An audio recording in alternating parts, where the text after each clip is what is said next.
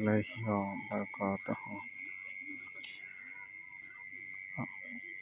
Hello guys, আপনারা জানেন যে মধুমতি কালনা ব্রিজ এটা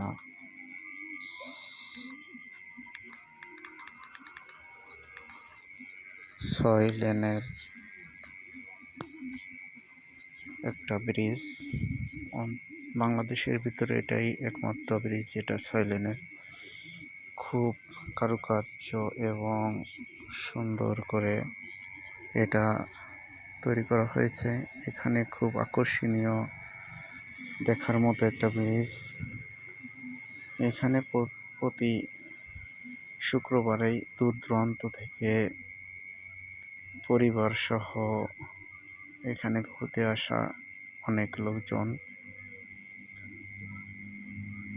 দুপাশে নদী,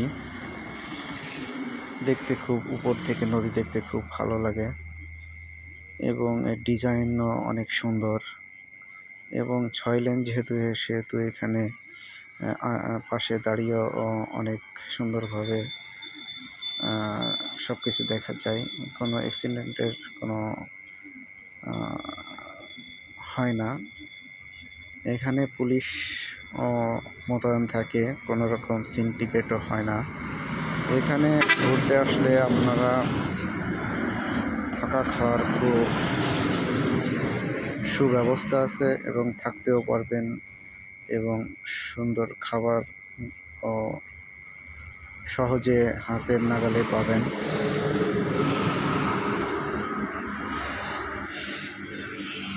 এটা নড়াইল জেলার লোহাগাড়া থানার পশ্চিম প্রান্তে অবস্থিত এবং পূর্ব প্রান্তে গোপালগঞ্জ থানার অধীনে। এখানে আপনাকে আসতে হলে প্রথমত নড়াইল যশোর থেকে আসতে হলে মহাসড়ক দিয়ে সরাসরি আপনাদের আসতে পারবেন। বাসে বা বাইকে করে আসতে পারবেন, বাসে, প্রাইভেট কার অনেক সুন্দরভাবে।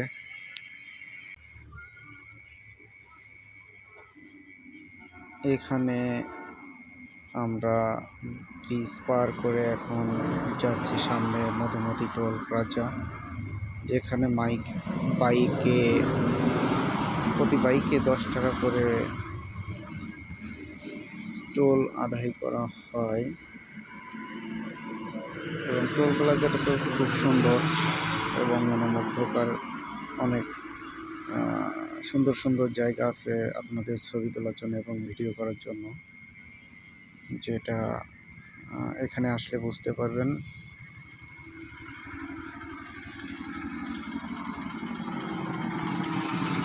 টোল প্লাজা পার হয়ে আমরা সরাসরি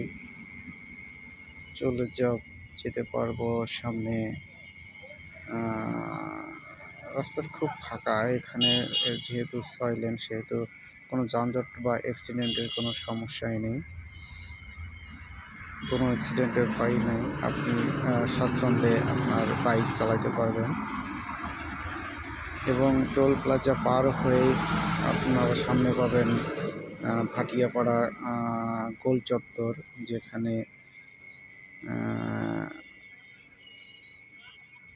অনেক কিছু পাওয়া যায়। এখানে রেস্টুরেন্ট, আপনার বাস কাউন্টার, বিভিন্ন প্রকার মাছ, সব কিছু বাজার, এখানে বাজারও আছে।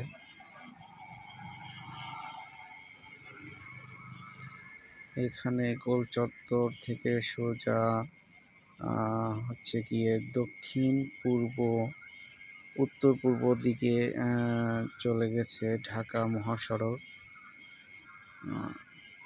দেখতে পাচ্ছেন যে এখন আমরা এখান থেকে ভাটিয়াপাড়া গোল চত্বর থেকে পূর্ব দিকে হচ্ছে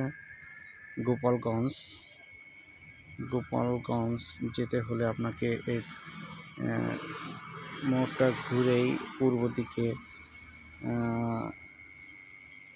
রওনা দিতে হবে গোপালগঞ্জে যেতে হলে। এখানে ট্রাফিক থাকে, চেকপোস্ট আছে।